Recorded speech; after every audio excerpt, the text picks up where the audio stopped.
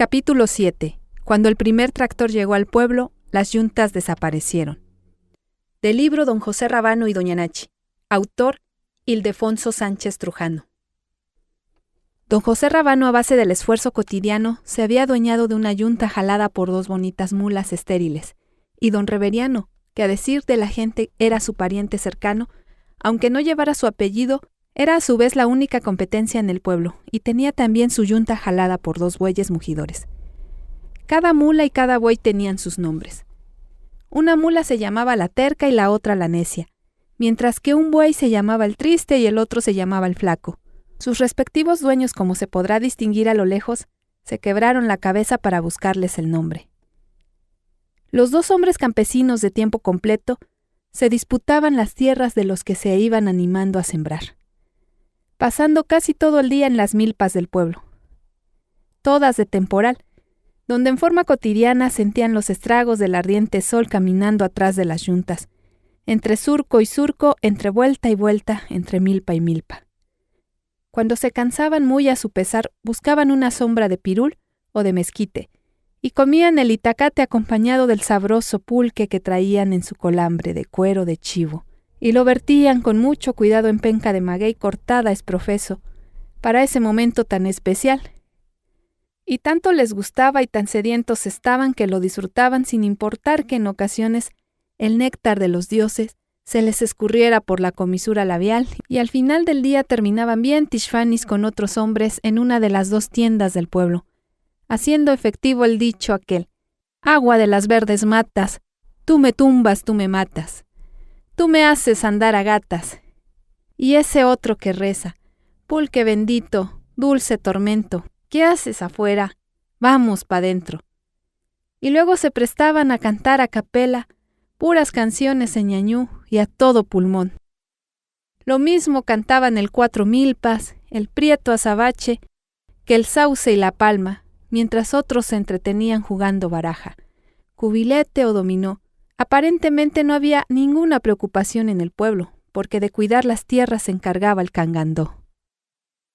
Rabofani Azabache, Zengura Funfrida Gagara Vida. Jamuma fusilari, ratzadidada, Pancho Villa. Y así se la pasaban viviendo el día a día, sin pensar en el incierto futuro que más pronto que tarde los alcanzó, porque cuando el primer tractor llegó al pueblo, las yuntas desaparecieron. Don Reveriano era un hombre muy inteligente, y conocía a cabalidad los ciclos de la vida. En cuanto vio llegar al tractor aquel, de inmediato intuyó muy para sus adentros que el trabajo de las yuntas tenía los días contados, y entonces al darse cuenta de lo que estaba por venir, en una de tantas borracheras, le ofrece en venta su yunta con todo y sus dos bueyes a don José Rábano. Este, en un lapsus tarugus, se las compra, cerrando el trato de inmediato, pensando que ahora tendría con qué competirle al tractor. Estaba feliz. Ahora alternaría sus dos yuntas para que éstas descansaran un día y un día trabajaran, y de esta sutil manera trabajaran con muchas ganas. Pensaban con una actitud mental positiva. Serían tiempos de bonanza para él y su familia. Entonces don José Rábano advierte, aunque un poco tarde, cómo la cruda realidad le pasa atropellando la vida. Vio cómo día a día, temporada tras temporada, se le iba perdiendo entre la neblina de las milpas su autoempleo, tanto tiempo desarrollado. Actividad ancestral, herencia de su señor padre, que al igual que él trabajó de todo. Ya tenía algún tiempo que había abandonado la actividad de tlachiquero, por lo que la cocote, raspador y cántaro quedaron solo como recuerdo de aquellos tiempos en que recorría sus magueyes y succionaba el aguamiel para convertirlo en néctar de los dioses. Otra vez sintió aquella amargura, como cuando la cerveza de barril embotellada le ganaba la batalla al pulque y ya no fue redituable la raspada de magueyes. Sintió la impotencia de ver cómo el tractor iba y venía de lo que antes eran sus dominios. Jamás había dejado un solo trabajo tirado, jamás había dejado de arar una sola milpa, por pequeña que fuera. Nunca le había fallado a los que ahora lo abandonaban, y poco a poco lo iban olvidando. Su par de yuntas era cada temporada menos requerida en las milpas de los sembradores, que preferían el tractor porque era más barato. No se cansaba y trabajaba más rápido. Como un vil mortal, los siguientes días, don José Rábano, decepcionado, se tiró al vicio en cotidianos ímpetus que no dejaba por nada del mundo. De nada servían las súplicas vanas y estériles de doña Nachi, que miró desesperada cómo se desmoronaban las finanzas familiares. Pronto les pesó a ambos el mantenimiento de las mulas y de los bueyes, por lo que no tardó el día en que don José Rábano remató la yunta de bueyes, a menos de la mitad de lo que había comprado. Pero con las mulas todo era totalmente diferente, aunque no tardó mucho tiempo para que surgiera un nuevo conflicto conyugal. Ahora por la permanencia de las mulas en sus amarraderos. «Ya ven de esas mulas. ¿Qué no ves que ya nada más se están comiendo de balde?» «Ah, mira, qué bueno que pienses así. Pero ¿qué tal cuando teníamos trabajo? Ellas te mantenían ingrata. Te daban para comer y para vestir. El vestido que traes puesto todavía te lo compraste con el dinero que gané gracias a ellas. Pues sí, lo reconozco. Pero en esta vida hay que ser prácticos. Y si ya no producen, hay que venderlas. Apenas tienes para mantener a tus hijos y a mí. Ya no desperdicies dinero. Míralas, cada día están más flacas. A ver, ¿qué te pareciera que yo te dijera con enojo que vendieras tus plantas? Ah, no, con mis plantas no te metas.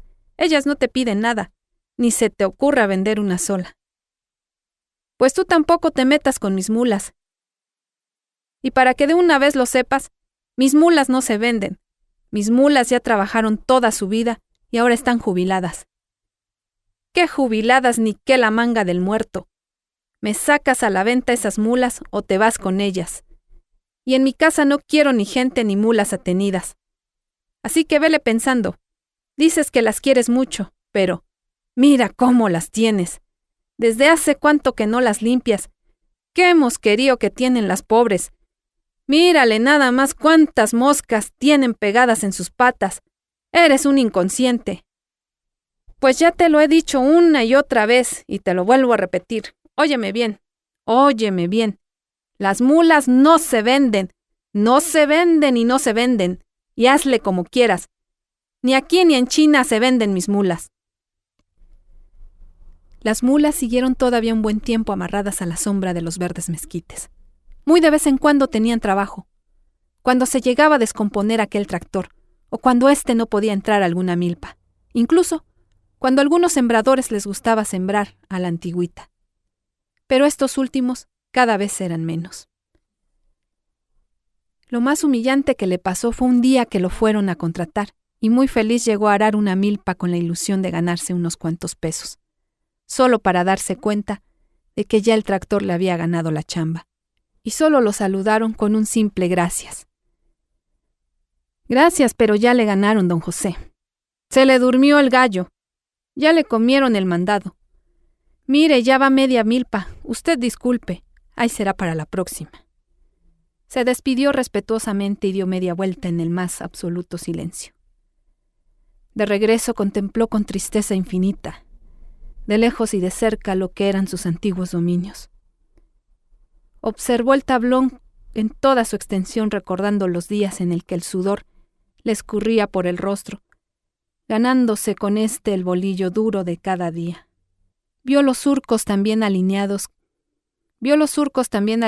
que le dio envidia saber que él nunca pudo hacer un trabajo como aquel que sus ojos negros miraban.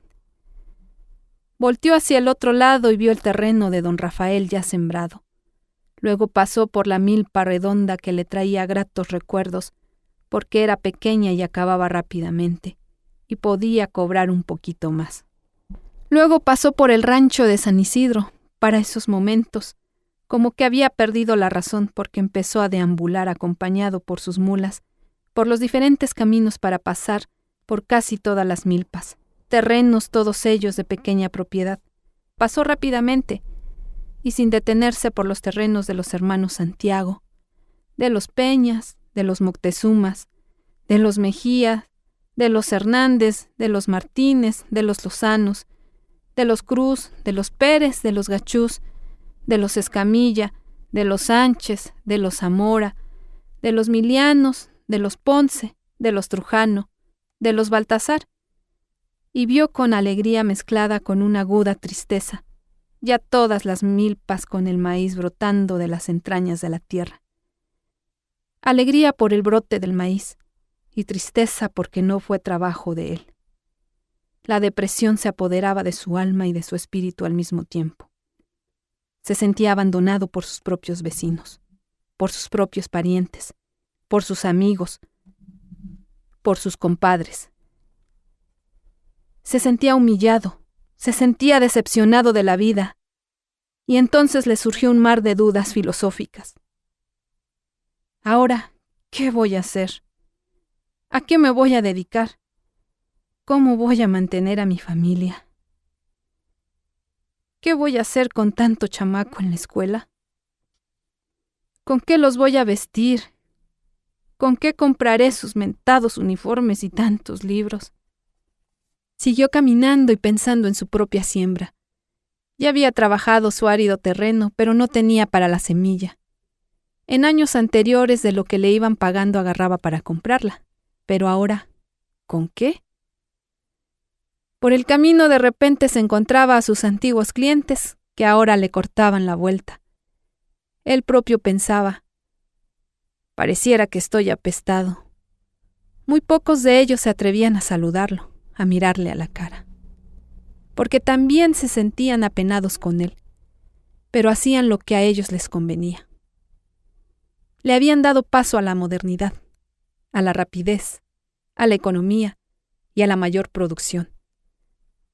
El maquinismo ya dominaba el mundo y ahora llegaba después de tantos años al pueblo perdido de Antigüita, con sus respectivas consecuencias. Lo peor estaba por venir, porque otra vez era miércoles y en la casa, doña Nachi ya había regresado con su rebaño de borregas del pastoreo tempranero, y esperaba impacientemente a don José Rábano, con lo del gasto para irse pronto al tianguis a Mañutzi. Y es que nada peor podía ocurrir que no tener para el gasto un miércoles de tianguis por la mañana. Con la tragedia de los dos yunteros, don José Rábano siguió jodido pero acostumbrado, y don Reveriano, con el dinero de la venta de su yunta, diversificó sus ingresos dedicándose pronto a elaborar la sabrosa barbacoa, actividad que pronto se expandió por toda la comunidad, cambiando drásticamente la situación económica de muchos del pueblo. Y meses después, llegó el primer carro de redilas, un Ford modelo 1957, al que su dueño puso por nombre Ramírez. Ese carro cobró fama porque se ocupaba para fletes. Lo mismo cargaba cajas de tuna que viajes de arena o de grava. Y una cosa curiosa, los demás que compraban carro le iban poniendo nombre por creer que todos los carros debían tener nombre propio. Así se tuvieron muchos nombres de carros: el Farías, el Redilas, el Tunero, el Escuelante, el Majestarman, el Dibujante, el Cirujano, el Despintado, el Escriba y otros difíciles de recordar.